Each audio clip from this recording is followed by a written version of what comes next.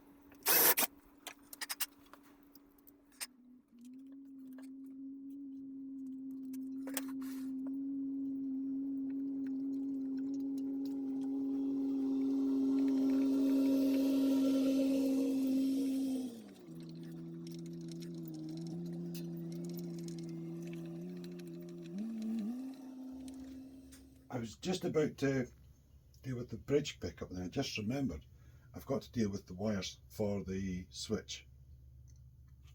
There's 4 wires I need, just skinny wires, nothing major. But I've got the outputs from the volumes need to come all the way up to the switch. And then I've got the output from the switch needs to go all the way back to the jack.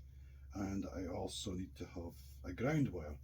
So I better deal with that first and just hope they're all going to fit through that hole. They should do. Yeah, so I'll probably have to unscrew this and stuff and just feed the wires in here. I better deal that first, deal with the switch. Right, so I've got 4 wires through there now.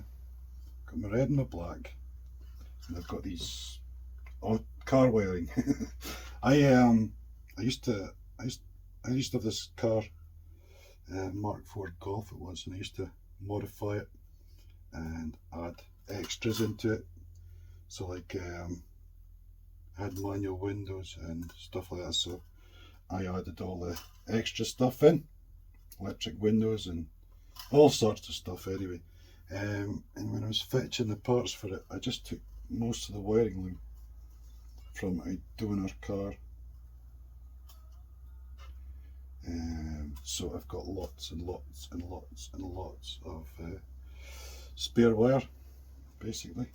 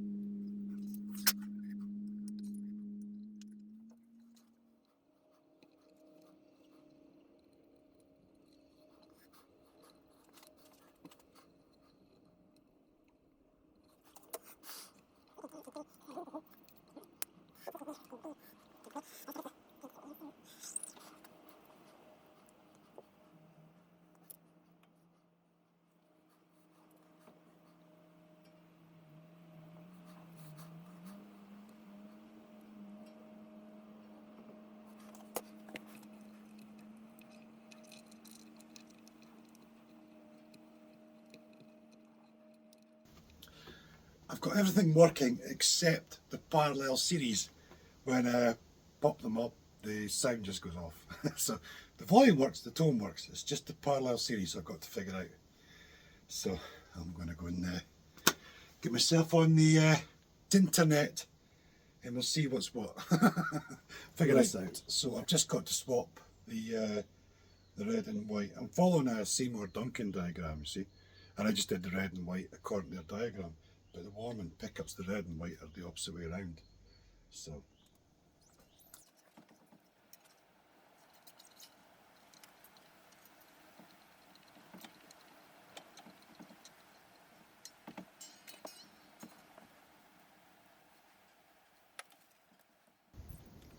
a neat little trick for unwound strings is what I do now. Just get through the hole, pull up to where you want it, bring it back round the post, bring it round under the string and then pull it up like that.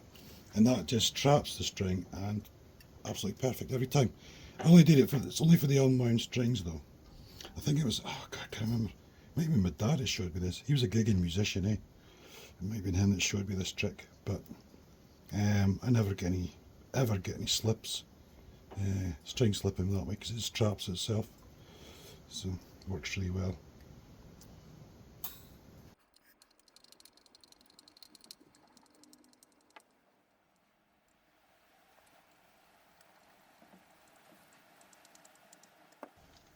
Would you look at that? Isn't that just superb? That's stunning, man. It's got its imperfect carves and things like that, but, well, that's pretty perfect, but the top isn't carved correctly. I can tell you that much. It's not carved properly like a proper Gibson, but it still works really well. I think it's, yeah, I think it's stunning myself. I think it's beautiful. And see how the hardware contrasts with the top and the back as well. Everything contrasts everything else, but at the same time, it all goes together really nicely. And that's something I find, personally speaking, this has to work like that aesthetically, you know, or I'm just not happy at all.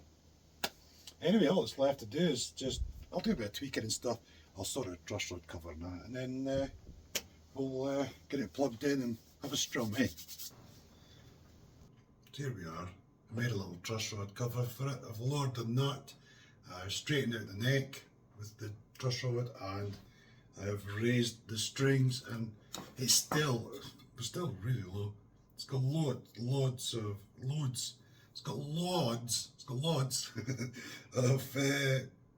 adjustability, like sort of one, I think maybe 1.25 on the 12th there. Yeah, 1.25 at the 12th at the moment. So there's plenty of adjustment anyway. So that's good. Don't have to recess pots, post holes or anything. Anyway, clean bridge.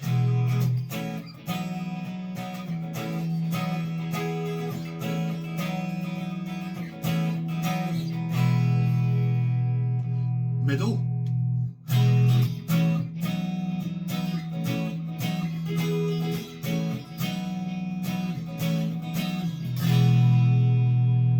And neck.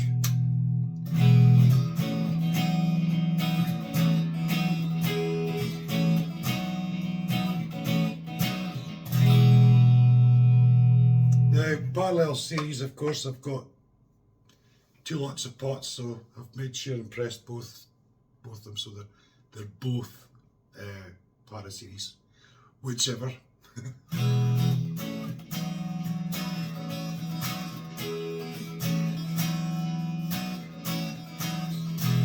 There's the neck on the middle.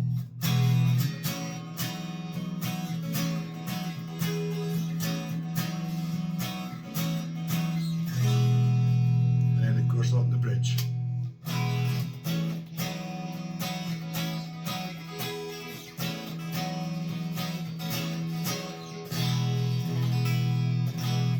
I think the parallel series has a bit more sparkle to it than coil split.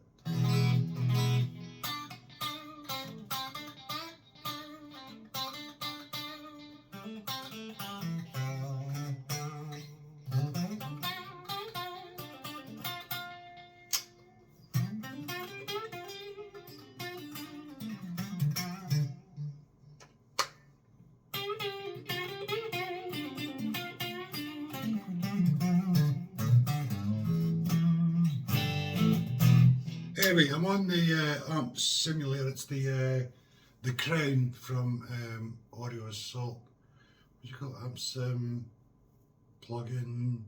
I don't know. Whatever you call it. It's all new to me. Anyway, on the filth. It's got quite a lot of gain, this thing.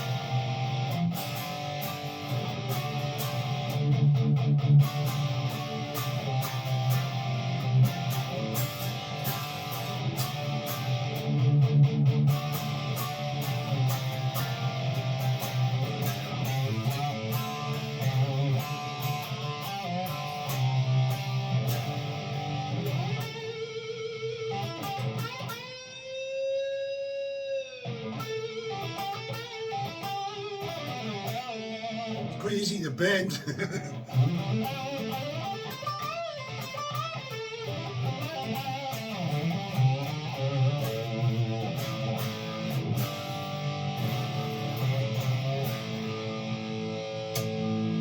course, we've got the neck's got the usual cream going on, I think.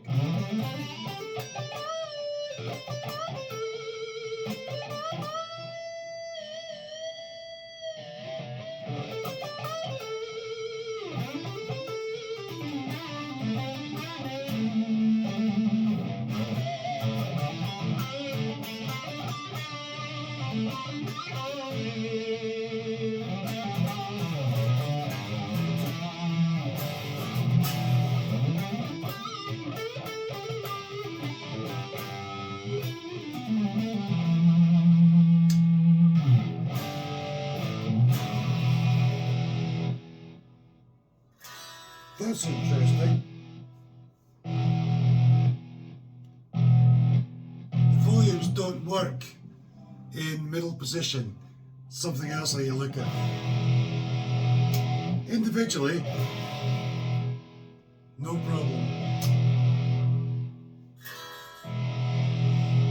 Middle position, no effect, gone.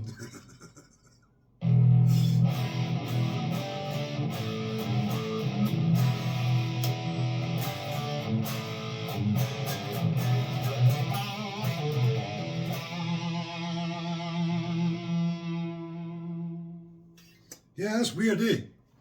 But no, it's yeah, I'm chuffed though. So yeah, it's quite nice. Like it's pretty nice. Everything seems to have worked out pretty well, and that's super comfy. This kind is really nice and comfy there. And you see the here, it does slope down there, but the actual line is there, so it's following the thing, which is good. That worked out. And that leg one, it just sits nicely on your thigh there, which is nice. So happy days. But yeah, the volume, I haven't a clue.